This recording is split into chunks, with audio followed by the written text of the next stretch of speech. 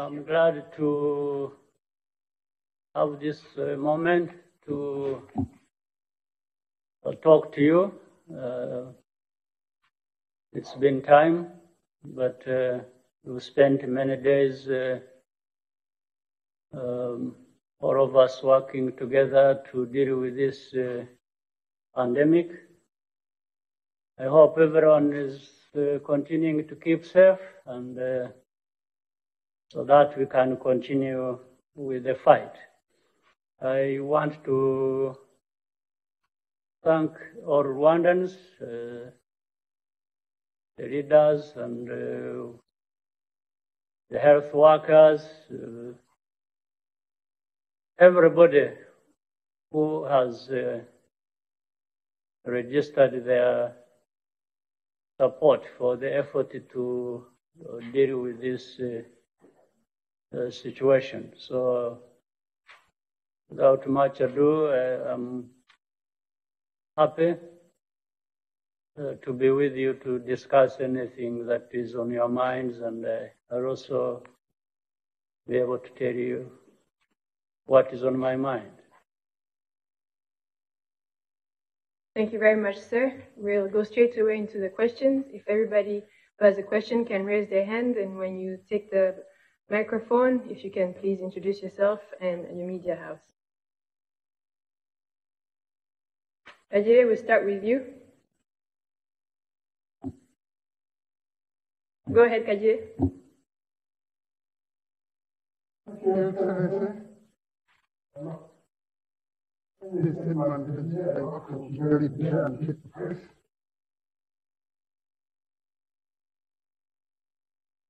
Hello? Come on, continue.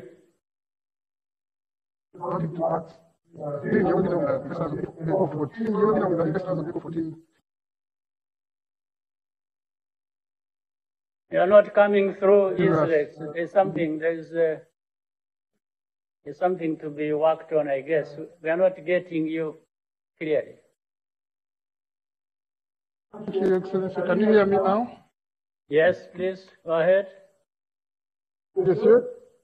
Your Excellency, on April 14th, during your video conference with investors from across the world, you mentioned that some key sectors of the economy would benefit from some government stimulus package in order for them to keep going.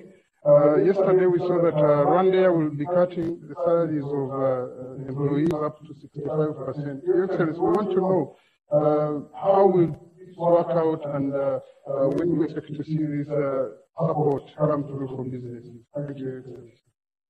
Right. I think what we are doing is really mobilizing resources, and we already have ideas which sectors to look at that would deserve any kind of support. So everything is work in progress, whether it is supporting the small, medium businesses, or later on big ones, or specific institutions like the airline we have. All these will be looked at. So at the same time, we are trying to mobilize resources, as I'm saying, and making good progress. Some of the problems might be taking their toll already, like you mentioned with the Rwanda. So we are not yet in a position to start fixing these kinds of problems, but we are making plans ahead to do that. Thank you, sir. Thank you, Kajire. We have the next question. We have the next question from Margot. Hello, Mr. President. My name is Margot Chevance. I work for the channel TV5 Monde. I would like to know if the lockdown is going to end this Thursday, and does the country have a specific plan with different stage. For example, after the lockdown, stage 1, stage 2, stage 3, what is going to happen? Yes. Very much, Mr. President. Thank you. Thank you. Now, we are in the 42nd day since we started dealing with the COVID-19. Of course, from the outset, the challenges seemed to be insurmountable, but we mobilized ourselves and started dealing with the problem as we saw it, as we were capable of, or as we learned from other places that had been hit before us.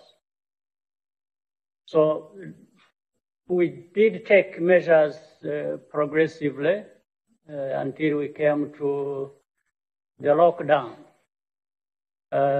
In fact, it's not too long ago when the cabinet sat and discussed and reviewed what progress had been made and what more needs to be done. This is how we came to extending the lockdown. This time around, before we take other measures, again, the cabinet of ministers is supposed to meet and put together the information that has been collected from different places, including the work that has been done by the Ministry of Health in collecting data both from rural and urban areas, specifically the capital city of Kigali, and also analyzing what is going on around us in the region, cross-border activity, and how that feeds into the problem we have to deal with. So we therefore are looking at this information and then deciding what next steps. And you are right in a sense. It's not that even if we were to talk about taking another step forward, say on Thursday, that would loosen everything and go back to normal as the case was before. It is making those steps in view of the care we need to take to make sure that the progress we have made is not negatively affected.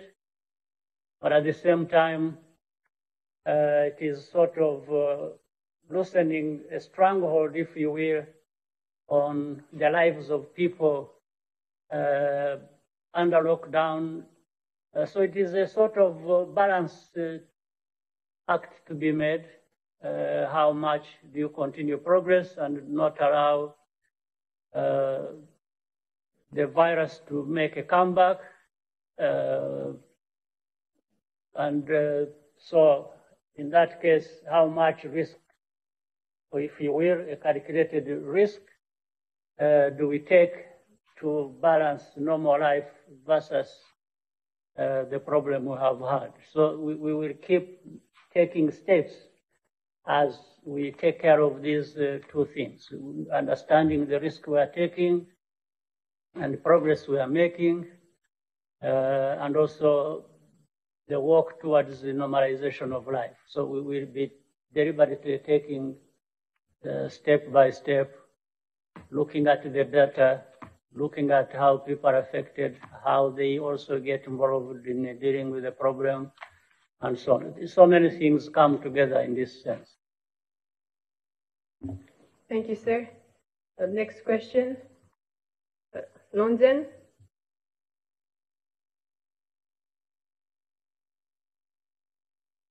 Mr. President, my question is about the region, East African Community. there has been some suggestions that the EAC has lacked a cohesive response to the COVID pandemic. And much of the blame has been placed on you as head of the bloc. What is your reaction to such accusations? Right. Well, I'm the chairperson of the East African community currently. Yes, so that implies responsibility in a sense.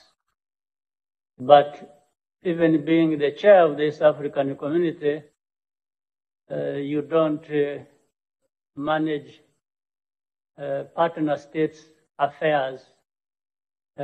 Still, countries manage themselves the way they deem fit, even if one would wish that we look at it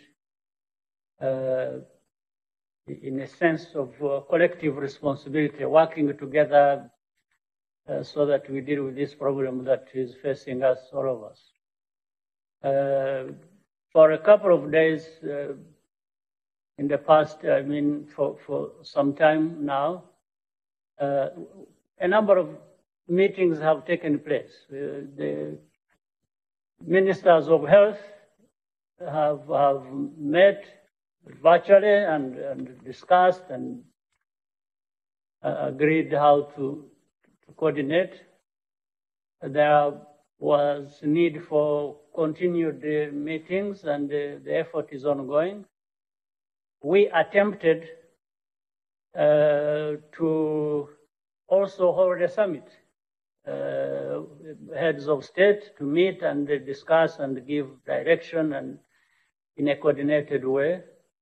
This did not happen. It did not happen because a number of countries, 3 specifically, and in a sense, because of the procedures that are used in the East African community, where all members have to be available for such a meeting take place, that did not happen because of the 3 member states whose leaders were not able to connect with all of us, the rest of the summit. But the effort was made, and we even made an effort to try and have another one at another date that suited everyone. Still, it appeared not everyone was ready.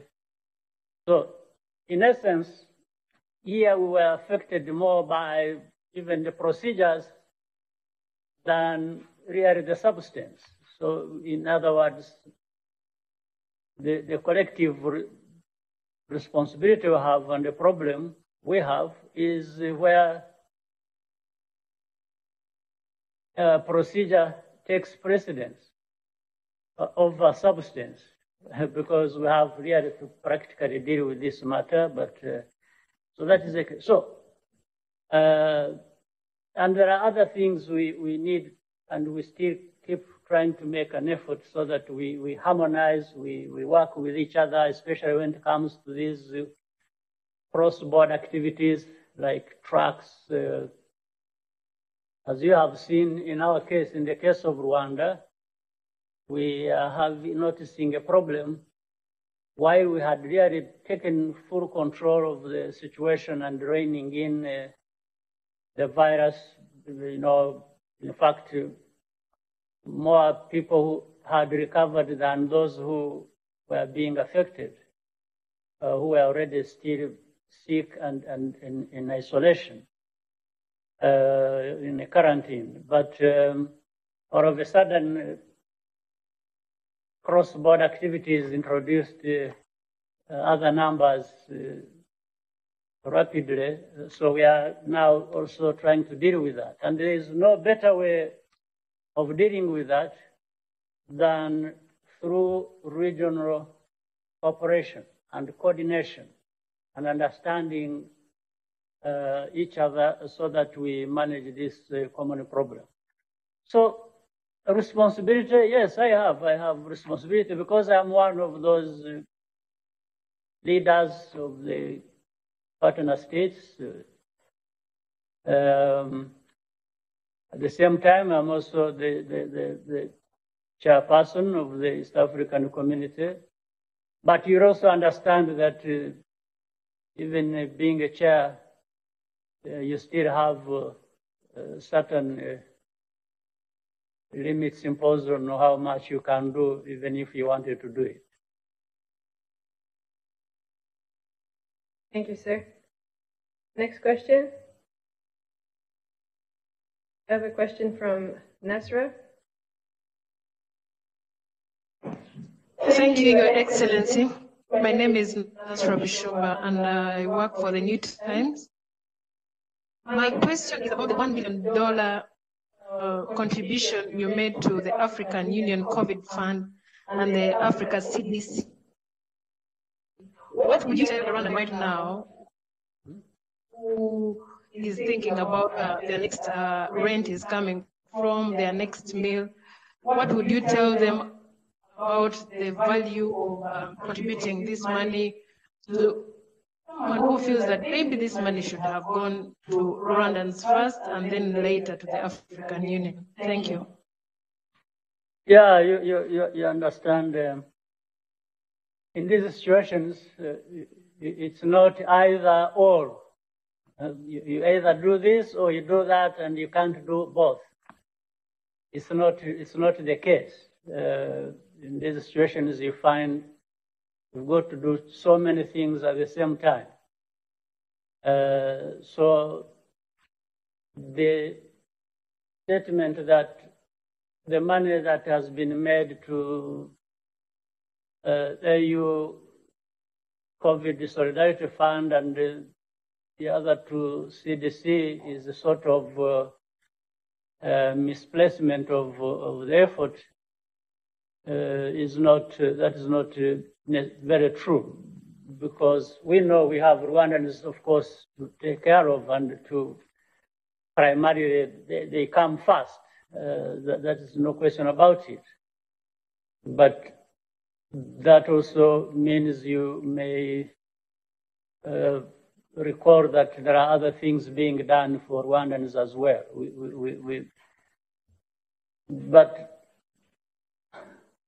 I think working together, either as Africans, or whether it is a sub-region or the continent, or even internationally, you are not going to run away from the responsibility of making your own contribution, which in a sense, by the way, feeds back to you.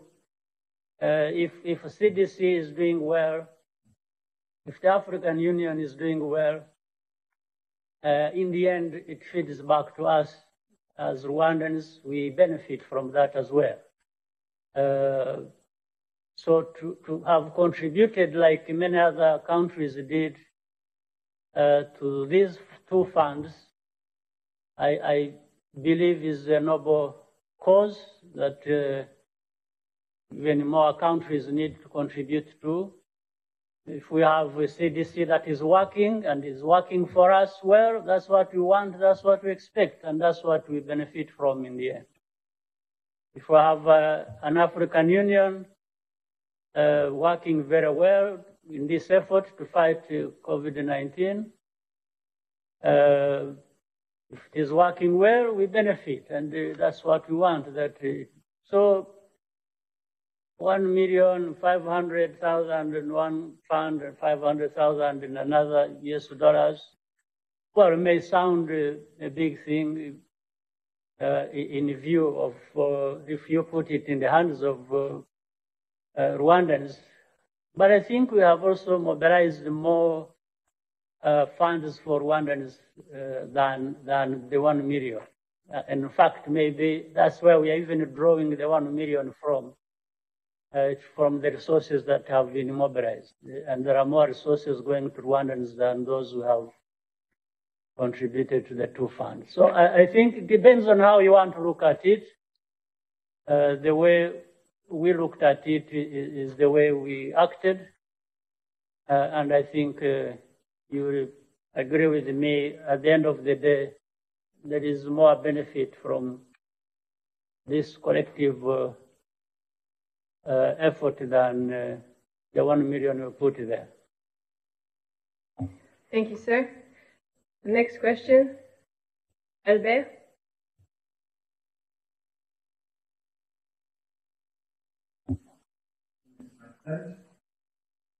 That's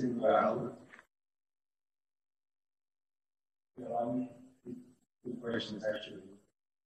Current pandemic, also this big side, the world is suddenly being affected not only for health reasons, but also for many economical side of it. This people to back to normal somehow request a global start, a global solidarity, and in new discussions, new talks with the community and all that, you feel that there is progress in that conversation on how to support each other once the pandemic is contained. The question is current affairs in the region. Some reports are saying that RDF could be back in Congo in the Kivu, and some people saying that the RDF is actually having a war there. And we are seeing actually that FARDC cleaning up. What's your comment on that? All right, the first one, I think what we are seeing happening, you see many efforts across the world. If you remember, some time back we had a meeting of the G20 countries, and the others were invited to participate. It was in view of trying to see how the world can come together, including the rich countries, the not so rich, the poor countries, all together discussing what needs to be done for each country, each region, or by every one of those, and together two things. One, dealing with the pandemic itself, reining it in, and strengthening and building or rebuilding the health systems, even thinking about the future, and so on and so forth. On the other hand, the discussion also being that how about beyond this pandemic? Because there will be a time when we will be beyond this pandemic. And it will have, of course, caused enormous damage to the economies of countries. So those are the two major things that people are looking at. And later on, we have had a couple of meetings, continental, the African Union, the Bureau of the African Union under the chairperson, the President of South Africa, President Cyril Ramaphosa, and the Bureau of the AU and the other, again, heads of state invited for different reasons to participate. It was, again, looking at everything through the lens of Africa, but linking with the rest of the world, where, again, we looked at the pandemic as it was affecting us and how do we deal with it, using also the collaboration with the other countries outside of Africa. And then how do we bring in other actors, the private sector and for this mobilization against the pandemic. But how do we bring in everybody now to also prepare for and deal with the situation when we are past this pandemic? I can see, therefore, these efforts building up, coming together, sharing best practices, and identifying different places where resources can come from, putting up different formulas as to how different obstacles can be addressed, and so on and so forth. So I think there is good progress. There is good progress in dealing with the pandemic. Each country, regions, sub-regions, continental collaborations across, we are seeing that. Institutions like WHO that has played part as the driver of what needs to be done in this side of the pandemic, all playing their rightful role, and I think with significant progress. Then we see the World Bank, IMF, African Development Bank, different institutions in Europe and America, different places, China, Russia, Canada, everyone, saying through these multilateral institutions and other institutions, how do we utilize or mobilize resources to help deal with this across the board, across the world, and how do we deal with the socio-economic situation that comes after that. So good progress on that, I think. The second part of your question,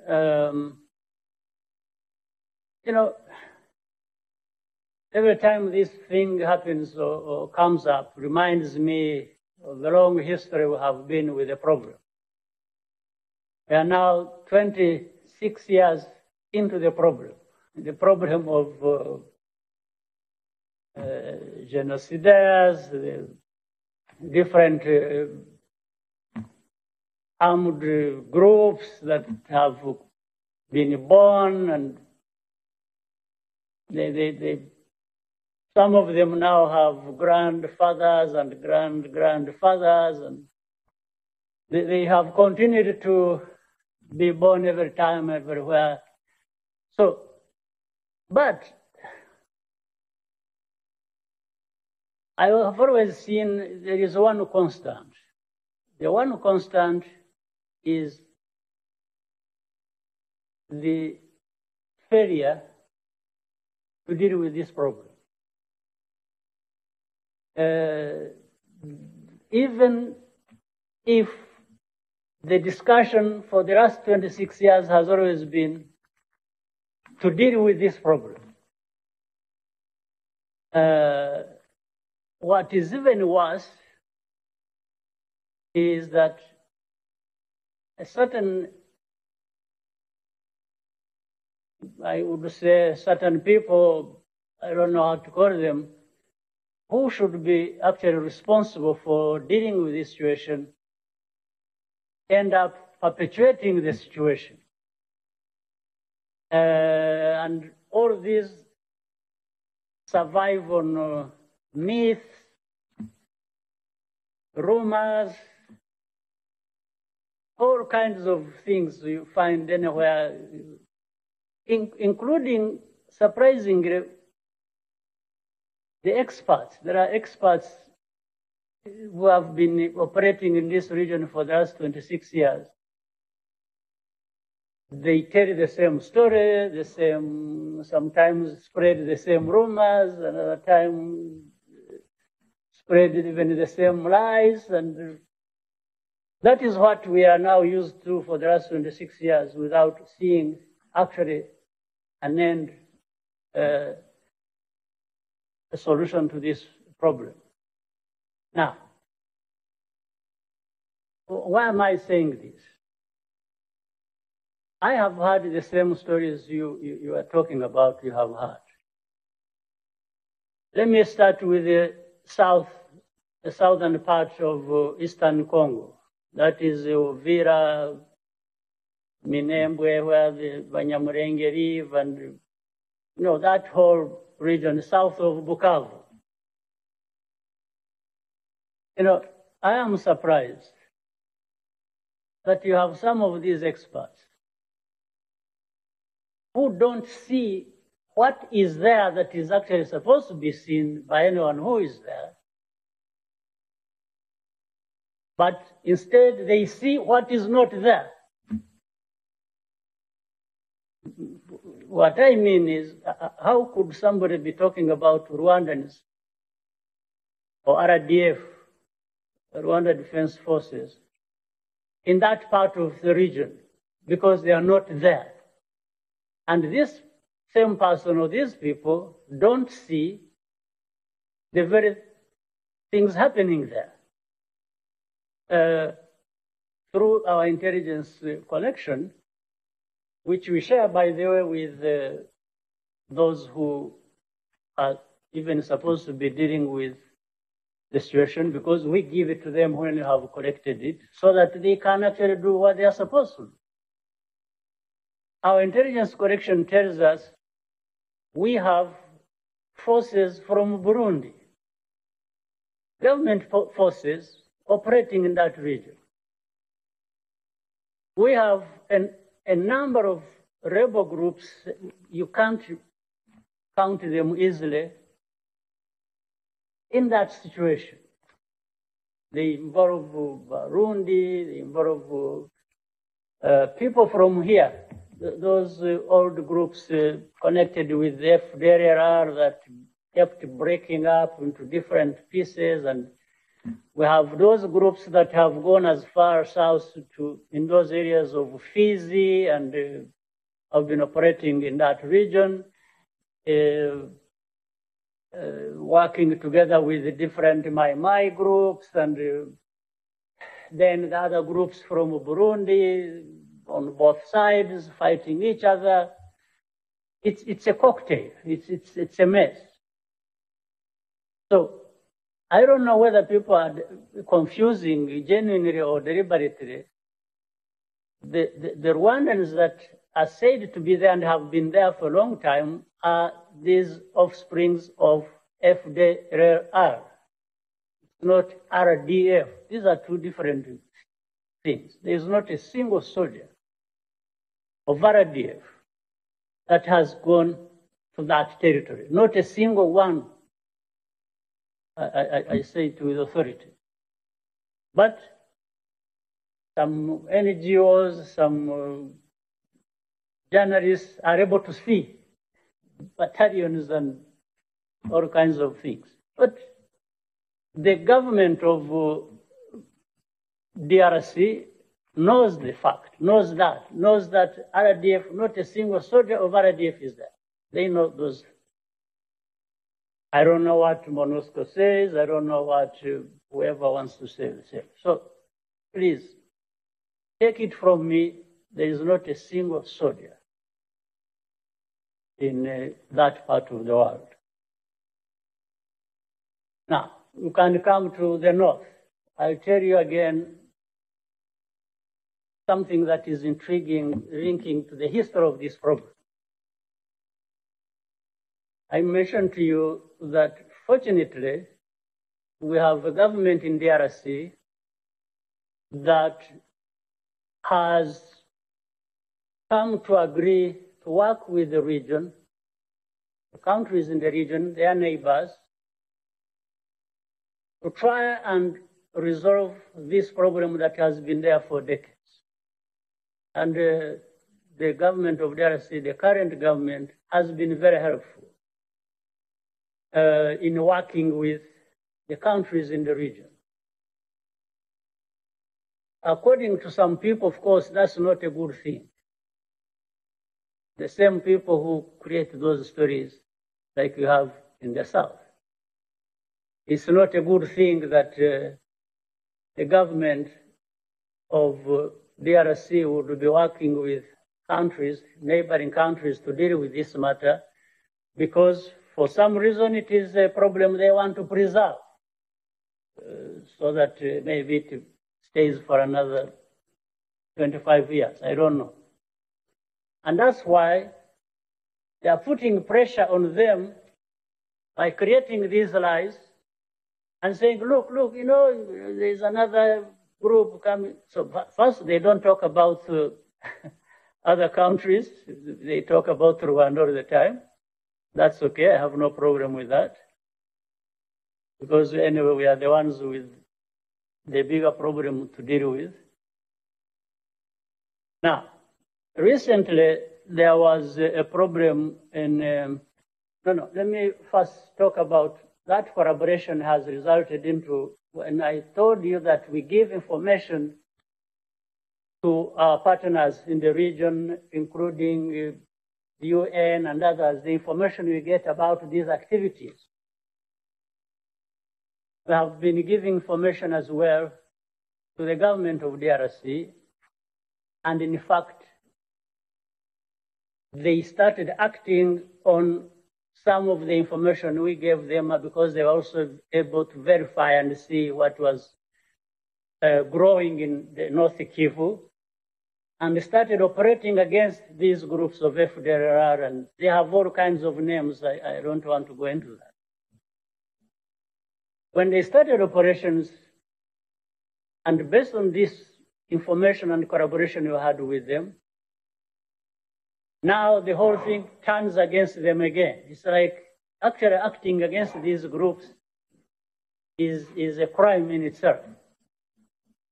And then a dynamic is set up internally to start questioning, harassing the government. They say, you know, why do you see it is Rwanda which is coming in and doing this? They're not complaining about the presence of FDLR. They're not complaining about the havoc they cause to the people of the DRC. No, they are creating a myth and some kind of monster of RDF having crossed and gone into DRC to carry out operation. Nothing talked about even what they would be operating against if they crossed. Now, recently, you saw the FDLR laid an ambush on this road in areas of Ruchuru. They killed these guards who work in Virunga, massive on the DRC side. There was only one mention once and about, you know, some FDLR, some rebels from Rwanda having killed people, and that was it. That's not a big deal. It's not an issue. They just make a mention it in the passing. It's like these people have been made to feel entitled actually to do whatever they want to do in the DRC, and if anybody raises anything about them. But the UN forces are there. In fact, they were brought there to deal with that problem. I wish they had dealt with the problem or are dealing with the problem. They are not. So everything comes to be summarized as Rwanda getting involved in DRC. That is the answer for every problem that is raised about it. So, my dear friend, one, DRC has been very helpful because it's their territory, and the people in DRC are the ones actually suffering on the hands of these rebel groups. Maybe except those who work with them, some benefit from working with them. As you saw, it's not even based just in DRC, it's external. Somebody complains about Rwanda being in DRC, operating against FDLR, and they prefer to call them refugees rather than FDLR. And they are doing that from abroad. And some of these people who are doing that Rwandese who actually finance or support these groups operating in DRC, or their supporters also who are not Rwandese necessarily, who are from Europe or America or wherever. So the whole thing keeps being a cocktail. And that explains why this problem has been there for the last 26 years. So probably I gave you more than you expected or wanted, but that's the way I can put it. Thank you, Mr. President. Next question from Kagabo.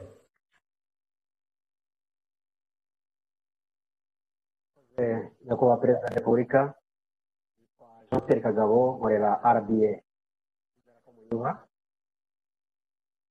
Perezida, kutubonera uyu mwanya mu gihe iki kibazo cyugarije isi, ko mwakomeje no kuwutubonera mu bihe bisanzwe.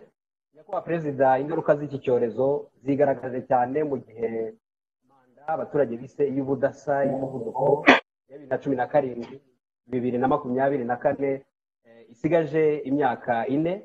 Ibyo mwasezeranije abaturage bikubiye muri gahunda nyine ya guverinoma yiswe yo guhindura abaturage. Perezida, mukurikije ingaruka z'iki cyorezo haba ku mibereho myiza no ku bukungu bw'isi n'ubw'igihugu cyacu, murabona ibyari biteganijwe bishoboka kuzagerwaho cyangwa se murabona ko bikenewe yuko wenda iyi gahunda ya guverinoma yavugururwa hashingiwe ku bizaba byizwe neza bigaragaza ingaruka iki cyorezo kizagira ku bukungu? Perezida, nsoza kuri iki ngiki, abanyarwanda bagiye baca mu bihe bigoye bitandukanye, cyane cyane turebye mu myaka 26 ishize, hari imbaraga bagiye bishakamo. Murabona iki cyorezo ko kikwiye kuba umwanya wo kwishakamo izindi mbaraga n'ibindi bisubizo bituma bihuta mu iterambere kuruta uko wenda byabadindiza nk'uko abantu bashobora kwitega ko izi ngaruka ari nyinshi cyane? Murakoze Nyakubahwa Perezida. Iki cyorezo ntabwo ari cyo kibazo cyonyine cyangwa cya mbere abanyarwanda bahuye nacyo. Abanyarwanda twahuye n'ibibazo byinshi bitandukanye. Iteka abanyarwanda barafatanya bagakora uko bashoboye, bagakoresha imbaraga zabo uko bibashobokeye, tugatera imbere. Iki cyorezo rero cyo ni cyo guhangana nacyo mu mwanya wacyo, kuko ni ikintu gikomeye gihungabanya ubuzima bw'igihugu n'abanyarwanda nyine n'ubukungu byose birimo. Ariko ubwo ni n'ikitwibutsa ngo niko bikwiriye kugenda igihe twahuye n'ibibazo nk'ibi bingana n'icyorezo ubwacyo, ni ukwishakamo ibyo dufite byose, niyo byaba ko dukomeza tugashakisha n'ahandi ibyo tudafite, ariko duhera ku byo dushoboye.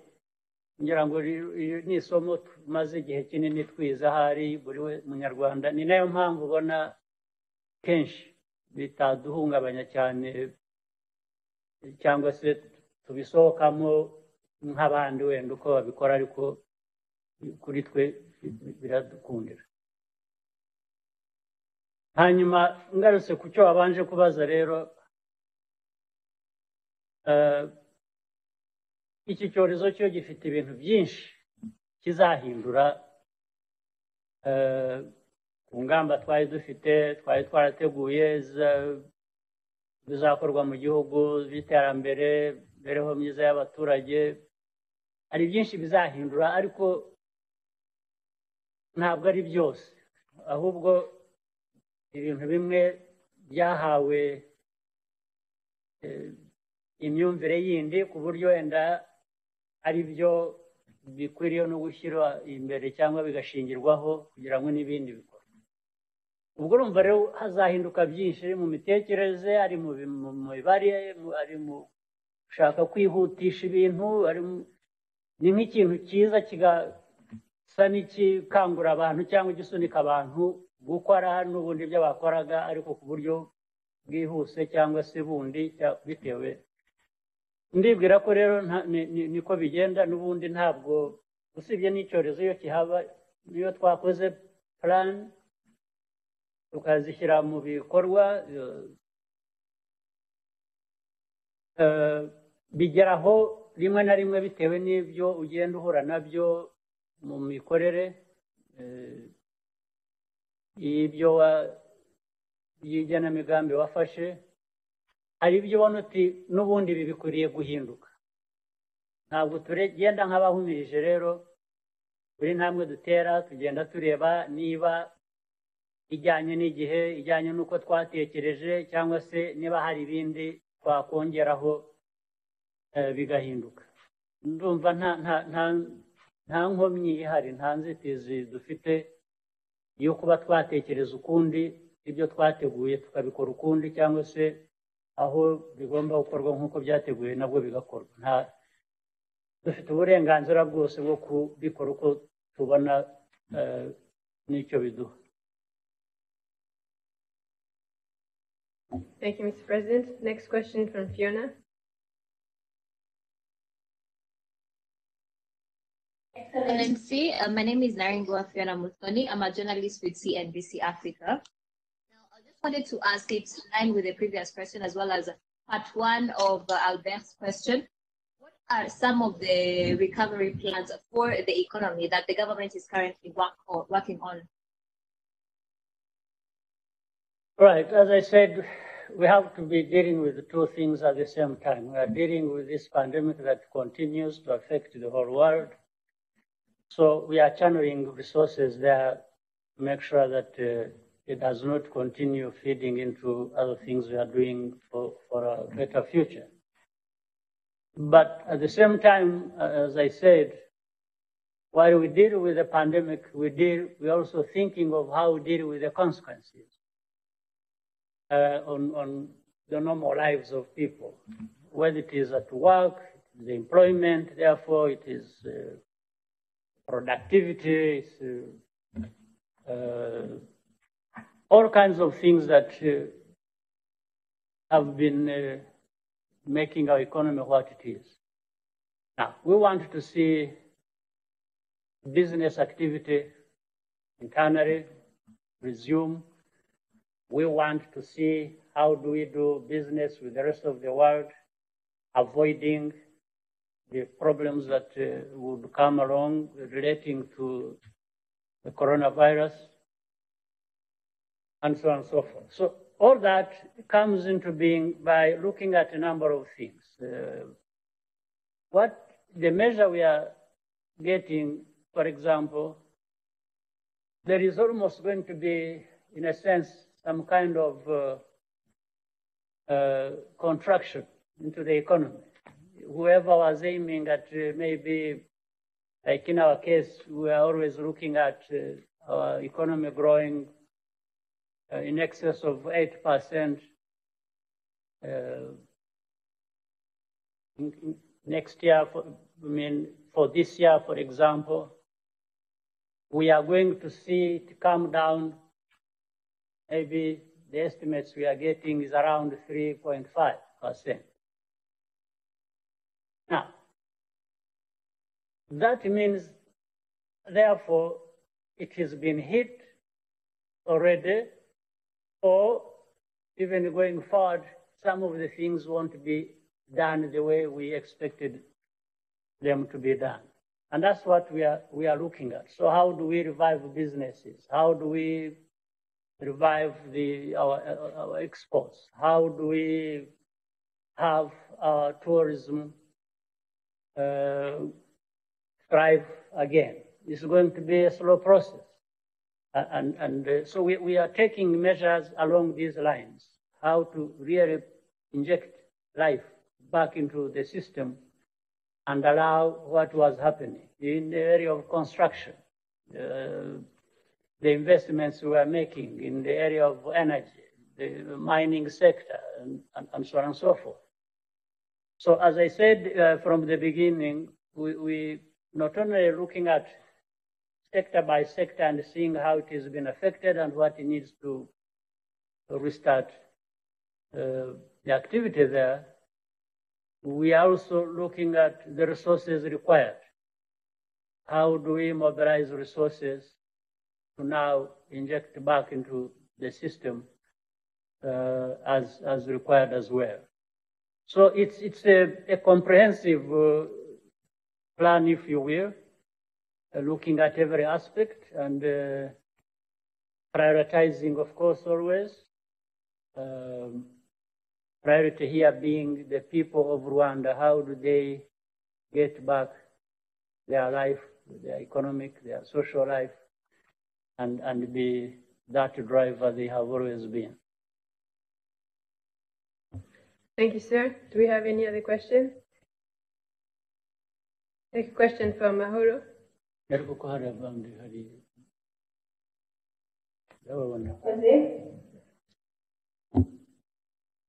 Amahoro Claudine, ndi umunyamakuru kuri Radio 10 na TV10. Bimwe mu bihugu harimo n'ibya Afurika byatangiye gufungura bimwe mu bikorwa birimo n'iby'ubucuruzi kugira ngo barengere ubucuruzi n'ubukungu bw'ibihugu, cyane ko OMS yamaze kugaragaza ko iki cyorezo dushobora kuzabana nacyo igihe kinini. Ese nk'u Rwanda haba hari uburyo nyuma y'itariki 30 ibi bizatekerezwaho hakagira bimwe mu bikorwa bifungurwa nyuma y'itariki itari by'ingenzi nk'ibyari byatangajwe? Murakoze. Can you say that again? The specific question? Ibihugu byo ku isi birimo n'ibya Afurika byamaze gutangira gufungura bimwe mu bikorwa bitari by'ingenzi nyuma y'uko OMS nayo yatangaje ko iki cyorezo gishobora kuzabana n'abantu igihe kinini. Mu Rwanda haba hari uburyo bwo gutekereza gufungura ibindi bikorwa bitari by'ingenzi nyuma y'itariki 30? Nigeze kubivuga nsubiza umuntu umwe mu rurimi rw'icyongereza, ariko reka nyine mbivuge mu kinyarwanda. Ukuntu ibintu byahagaze mu gihugu cyacu, iby'ubukungu n'ibindi, ndetse n'abantu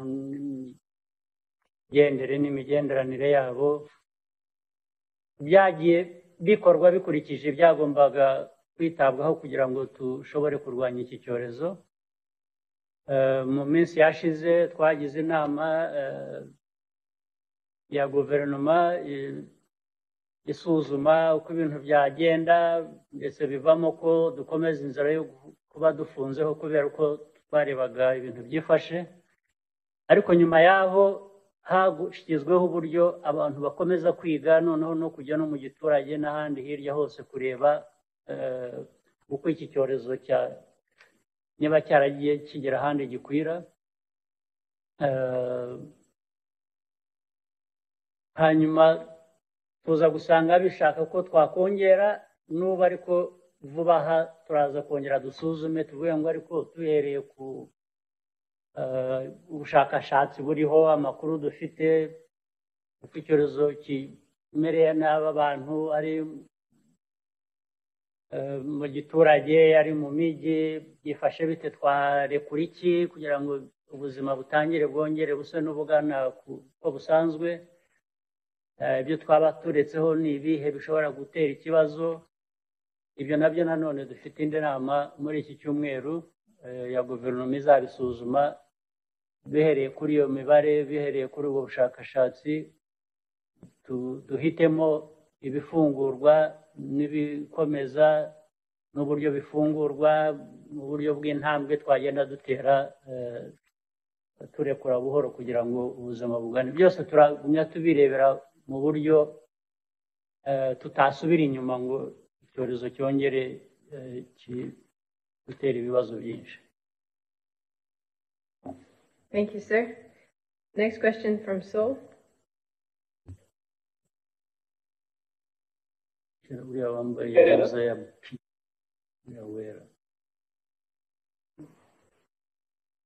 Go ahead, Seoul. Thank you, Excellency. Thank you, Excellency. My name is Saul Butera. I'm Bloomberg's correspondent. Your Excellency, my question is in connection with Fiona's. With the government's bailout plan, I just want to get a clear picture. Other companies that have been affected, that they have been identified, apart from Rwanda. Also, does government also look at Rwanda, which other companies have been identified that will be to get the bailout? So, how much is government looking at the moment? would you plan to have an external borrowing to cover the bailout plan? Also, maybe how easy and difficult has it been for the government to secure the protective gears and ventilators? And where have they been coming from? Thank you, Your Excellency. There are people already at work looking at each sector, as I said. It's not just one company or that is going to be favored against the other. It's looking at the situation holistically. Even I think Rwanda has been talked so much about just because, I mean, people see it more easily than other things or need it to travel and so on. So that's how it has come up. But life, the economic life does not start and end with Rwanda. It is a comprehensive thing. So what we are talking about, therefore, is looking at all sectors of our economy. I talked about businesses, different businesses, including small businesses. I've talked about our hospitality, tourism sector.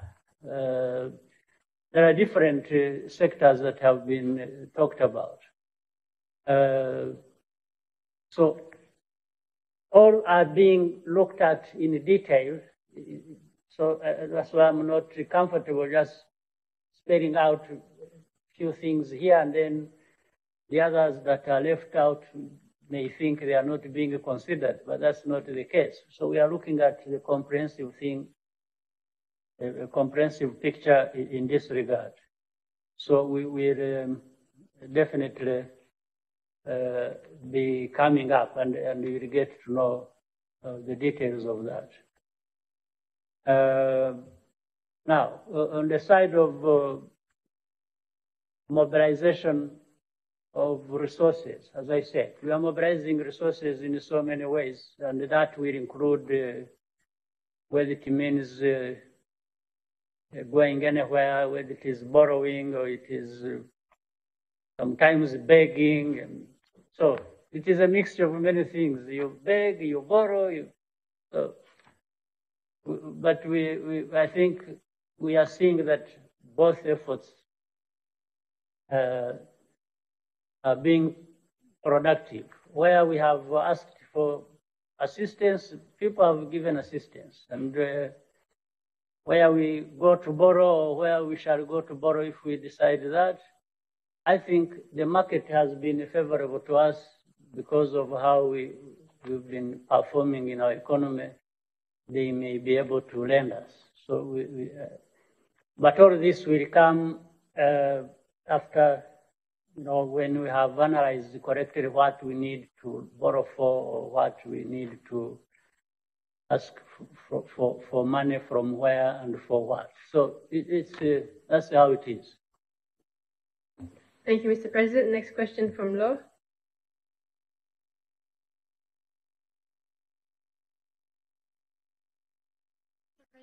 My name is Laure Boulard. I work for RFI and Le Monde.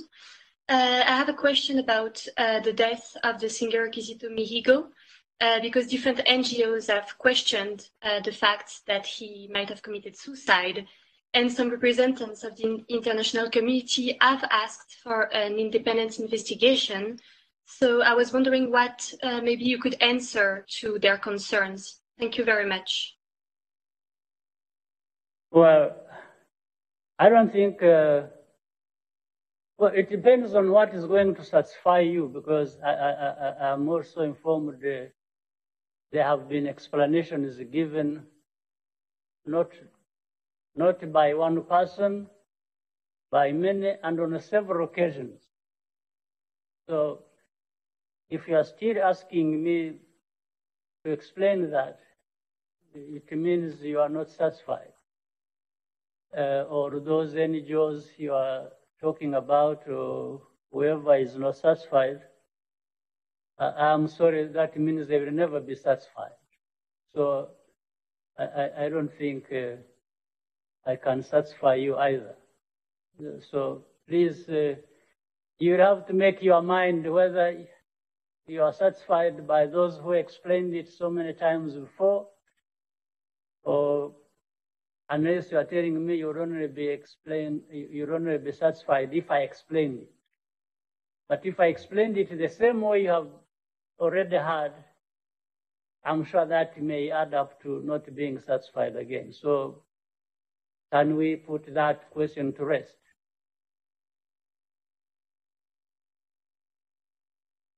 Thank you, sir.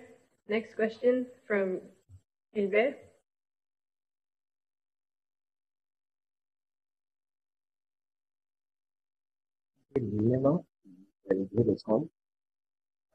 ibihugu bitandukanye n'abantu batandukanye bakora mu rwego rw'ubuvuzi muri iki gihe gushakisha icyorezo coronavirus.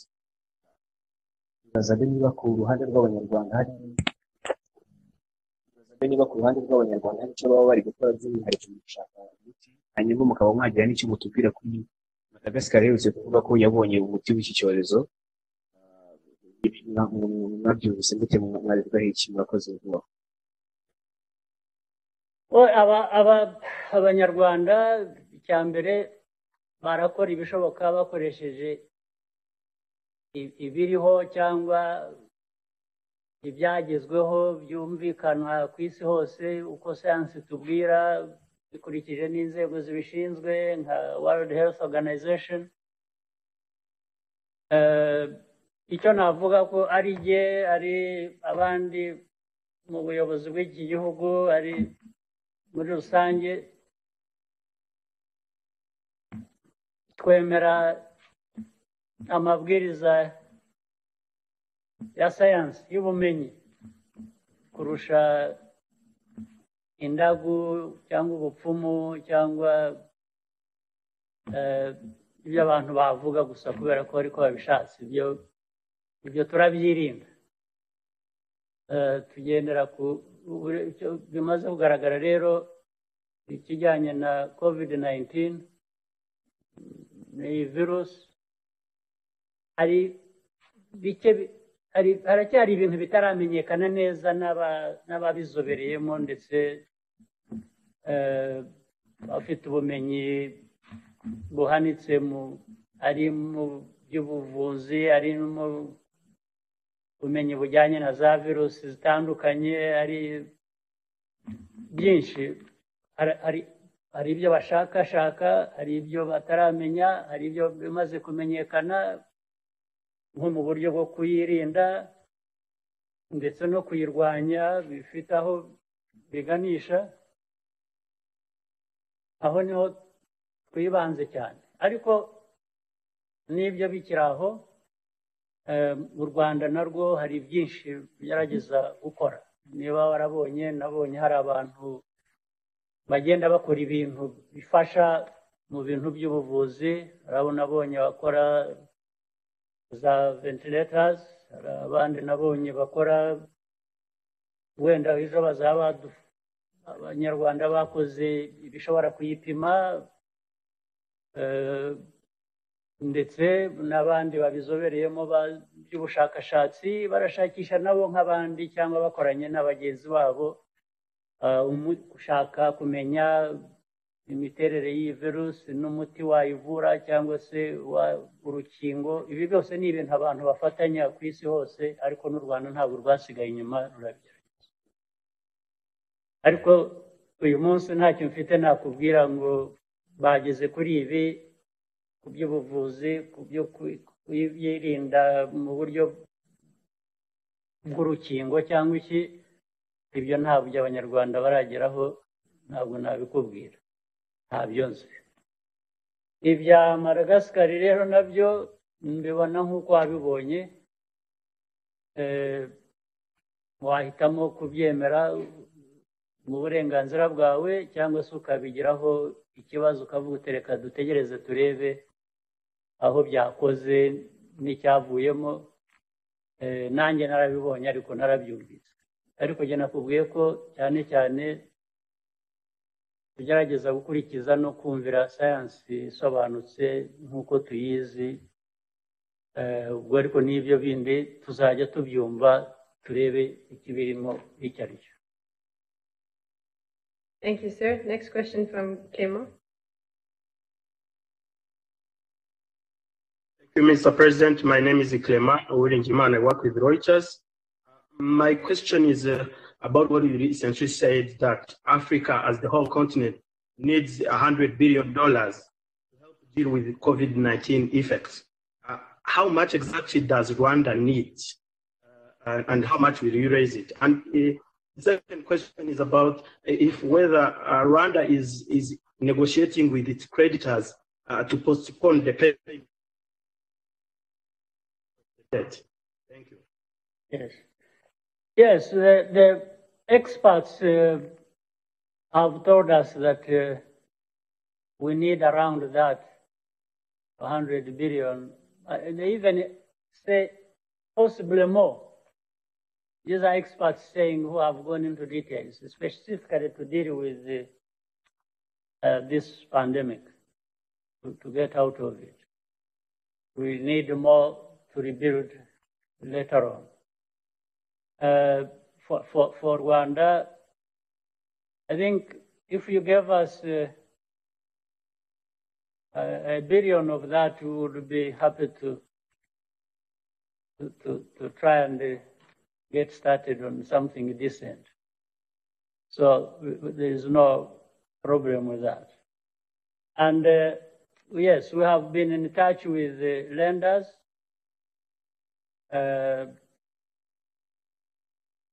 And relating to the debt problem, there has been a lot of argument going around.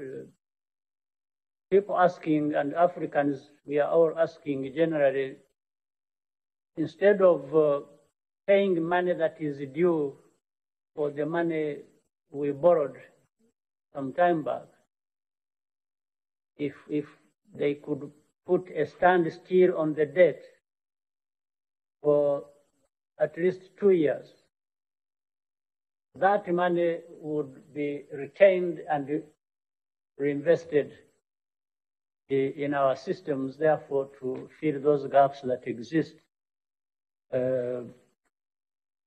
So that is going on, and some of it is already bearing fruit because we have received the money from the institutions we've been working with, from the World Bank, from the IMF,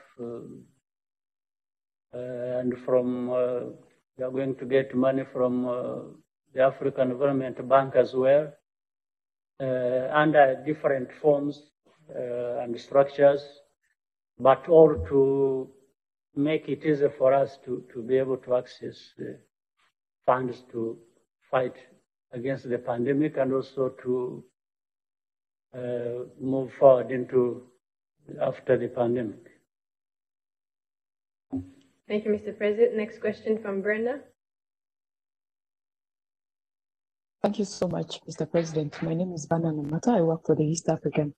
My first question is related to regional integration. In your current capacity as chair again, we have seen that due to the pandemic, international cooperation is an imperative. Forward, to what extent, despite the current frustrations you have had trying to put together a meeting, what could the region do differently? Because despite what you try to do within your national borders, we continue to see that the case with truck drivers, if the region is not working together, we'll still have problems for a very long time. So going forward, what can we do differently? My second question is in relation to Rwanda's development strategy. 2050 for Rwanda had been placed, there's a lot of focus on MICE, meetings, events, and conferences. And what we are seeing as a result of the pandemic is that there's a real threat that revenue from these sectors will take long to rebound. Do you see the need to revise the country's strategy at this point? How are you planning to raise the revenue to fund the kind of debt that we're getting at the moment? Thank you, Your Excellency. Well,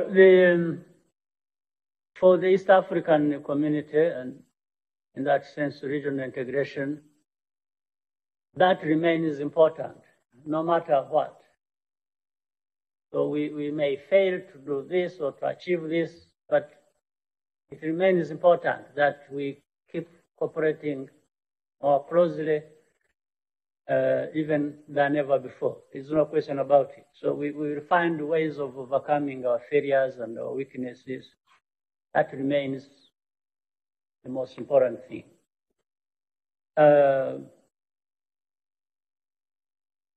And the points you've raised, for example, when you've seen how truck drivers, as an example, affect countries because they are coming from one country to another and then back and so on, and what they carry with them as relates to the pandemic, of course, is very significant. We need to deal with that. And there is not a single country that can manage that on its own. So it is an imperative. You may postpone it, you may delay it, you may fail to do it, but it remains important. It remains important that we find ways to work together, and we will find ways to work together. So what you're asking, what do we need to do differently? I don't think we even need to do anything differently. We just need to do what we all along agreed we should be doing, and that is working together. But we have had weaknesses in that which we need to overcome. Now, on the second question, as I said it earlier, that even if there was no pandemic, but in implementing your strategy, you always keep taking that, the steps you take with the results you're expecting. If that's not being achieved, then you find ways of tweaking it and maybe changing some things here and there. But this time around, we have this pandemic, which is obvious, and the weight of it and the impact. But at the same time, we are also aware it has affected every country. And for MICE to work, yes, we expect people to be able to travel and so on and so forth. But it has affected everyone, so there won't be people coming not only to Rwanda, but the whole region and beyond. So there is no movement. It's like there is lockdown across the world. So to say, therefore, in the area strategy, I'm going to replace MICE with this, maybe it is too early. Because everything else, even what you are thinking of replacing it with, has also been affected. Because the economy is built on people and activities they get involved in. So everything has frozen. So we will therefore wait a little bit to move forward, even when things start unlocking, and we see in the same way what is it that is working at what time, or is there anything that you can replace it with. But to say it now, I think would be too early in my view, because everything else has been affected. You can see even the trucks that were remaining as the only ones on the road are also being affected. So it seems there's nothing that is not being affected. So we are dealing with a very complex situation, but for the strategy we have had, we will be careful and deliberate how we alter it or change anything that needs to be changed. Thank you, Mr. President. If it's okay, we may take the last two questions, as most have asked. I have a question from Gatete.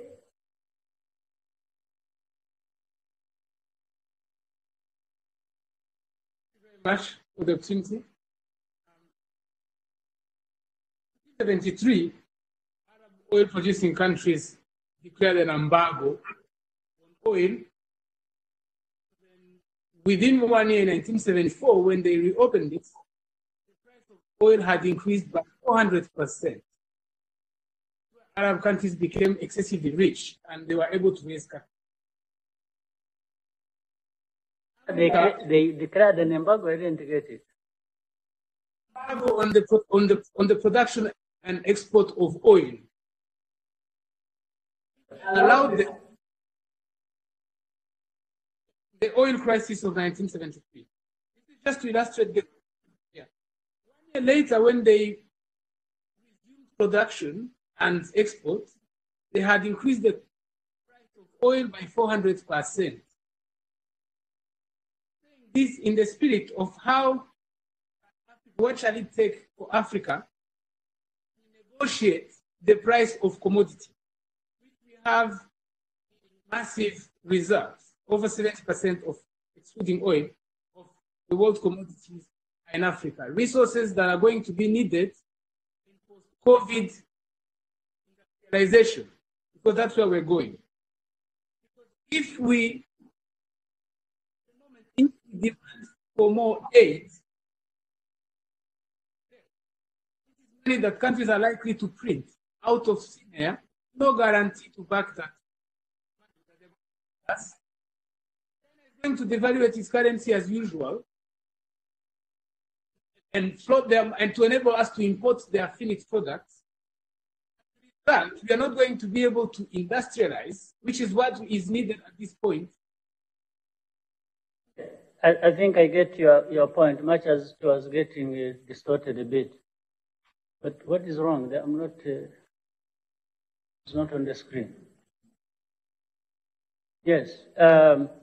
Look, for all the work that has to go into that thinking and therefore implementing what you are raising,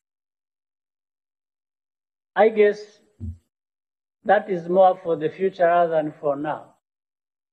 The situation we are in is not the moment to think about that, because it will just take you to another territory that will worsen your problems for now. But that kind of discussion can come into the future. How, if you want to plot in terms of how you leverage the resources of the continent, that needs a lot of work to be put into it. That lot of work is something that you can see over many years in the past. And also, if you look deeply at why it fails, or it failed in the past, reversing that needs a lot of work by the Africans, by the leaders, and so on and so forth. Even if I would also have to say, not only a lot of work, but a lot of caution. Because you may do it so badly that while you think you are leveraging your commodities to get what you want, the others can leverage on at least temporarily not needing your commodities. And that means you will be stuck with your commodities. So there is a lot of work to be, you have to look at many sides to it. But I'm even hesitant to say that discussion doesn't come now, because now we are in a different situation. I would rather we discuss it when we are in a good place, we are in a good position. That's when you start talking about it. But in a situation like this, where you are almost entirely strangled by the problem, the one we are facing, the pandemic, and the way to come out of it and deal with the situation after, and then you inject this, even if you are 100% right, you would be bringing it at the wrong time, and it will give you a very painful result. So maybe let's think of that in the future. Just a quick follow-up, if I may.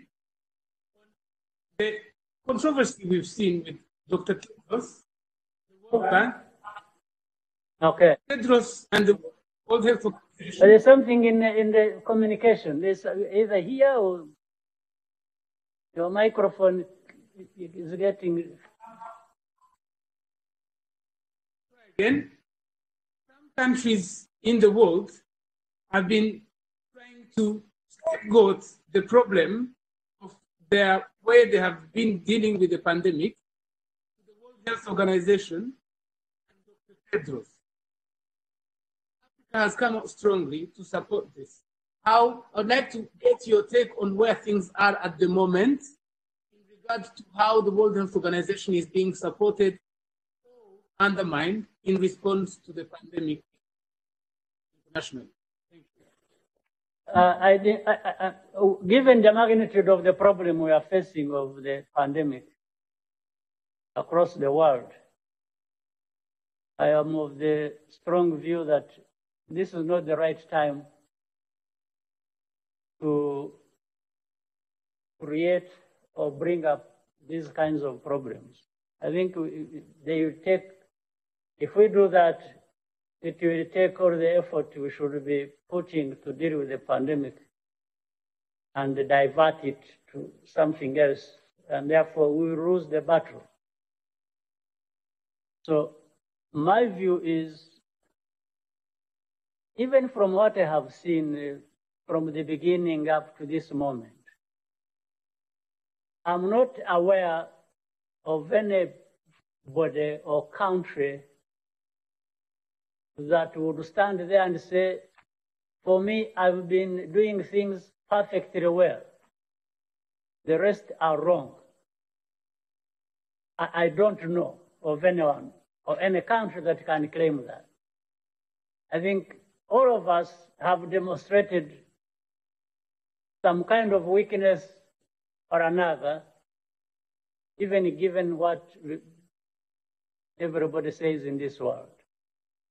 So maybe we need to humble ourselves a little bit and work together, pull together, deal with the problem. And once we are through, people are free to raise any questions they want and say, no, whoever you want to hold accountable, you can hold them accountable. I'm sure there are ways of holding people accountable whenever that right time comes. So why don't we do that? I think that is the best way we can approach it. Let's deal with the pandemic. Let's pull together as much as we can. When we get over it, we can now sort out that problem. So that's where we are, some of us. Thank you, Mr. President. We take the last question from Simon. Mr. President. I'm Simon Wolfart, correspondent for AFP and France 24. I hope you hear me well. We have seen a number of Rwandans arrested for not respecting the lockdown and the public health measures, but so far authorities haven't shared precise sanctions for those violating the lockdown. And I would like to know what are the exact sanctions for the offenders. Well, I think some of them have just been arrested and later on released, warned and released, or fined and released. At least I haven't had anybody hanged because of, haven't had anyone because of violation of the rules of lockdown. but definitely there has been enforcement in making sure that people don't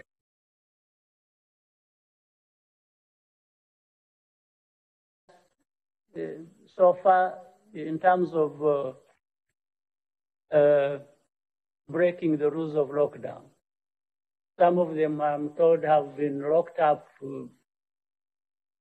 during the time they have arrested, a day or two, and they are released the next day. So others have just been warned and released, and so on and so forth. So I haven't heard of anybody given a 6-month sentence or 1-year sentence for that. It's just some way of making sure that some discipline that is required is realized going forward. Thank you, Mr. President. With your permission, we can end here. Mm-hmm. Nobody still has you. There's somebody there. Is this lady? Assumpta, next question to you. Huh? Assumpta? Yeah, two. There's one here, then there's another one. I don't see their names. Do you have them on your screen also? The one who hasn't yet. Assumpta, if you can please ask your questions. Murakoze nyakubahwa perezida wa repubulika kuri iri jambo mumpaye. Ibibazo nashaka kubaza bagiye babigarukaho mu zindi ndimi ariko ntibyambuza kukigarukaho. Nashaka kubabaza ngo ibibazo nashaka kubaza babigarutse mu zindi ndimi ariko ntibyambuza kukigarukaho mu Kinyarwanda. Nashaka kubabaza ngo muri iki gihe cya COVID-19 inganda nyinshi zimaze gusa nkaho zihomba ndetse zahagaritse abakozi. Muratekereza gute kuzahura ubukungu bw'izo nganda? Hanyuma cyanyuma ni abayobozi bamwe na bamwe bashyira icyemezo cyaguma mu rugo ariko rimwe na rimwe bakagaragaza no guhutaza abaturage. Murakivugaho iki? Murakoze. inganda n'ubundi buzima bw'igihugu, iki cyorezo bigizeho ingaruka zitoroshye. Mbere rero yuko dusubiza inganda ko zari zisanzwe zikora n'ibiki, biraterwa n'aho tugeze mu buryo bwo kurwana n'iki cyorezo.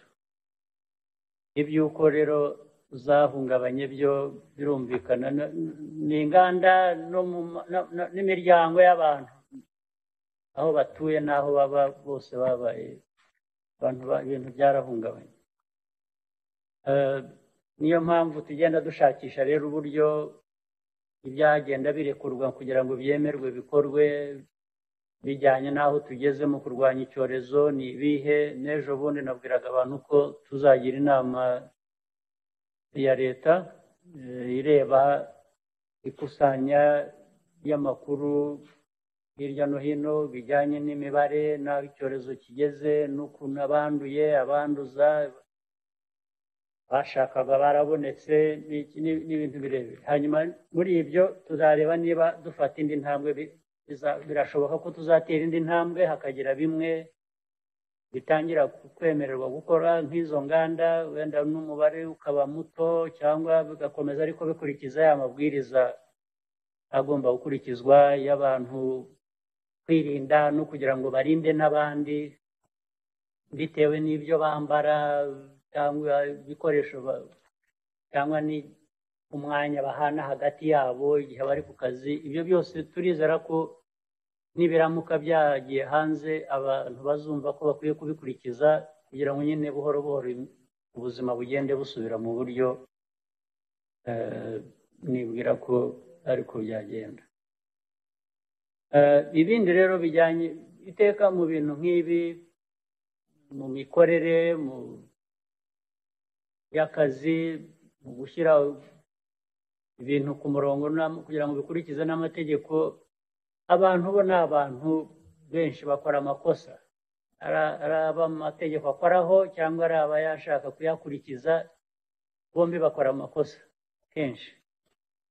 Ariko ntabwo iyo byamenyekanye, iyo umuyobozi yagiriye nabi abaturage binitwa ngo yashaka ko abantu bakurikiza amategeko, yaba bikorana bakica amategeko, iyo bimenyekanye biragororwa, bishyirwa ku murongo, nabyo uwabigize arabibazwa. Hagomba kuba rero hari ahantu abayobozi batuzuza ibintu nk'uko biba bikwiye cyangwa nk'uko bibwirizwa. Ndibwira ko icyangombwa ni abantu bose, ndetse namwe n'abanyamakuru mwabimenye, uwabimenye wese akabishyira hanze, abantu bakagerageza gusubiza ibintu mu buryo, niko byagenda nta kundi. Thank you very much, Mr. President. All right. Thank you very much, sir. Mwakoze cyane. Thank you very much.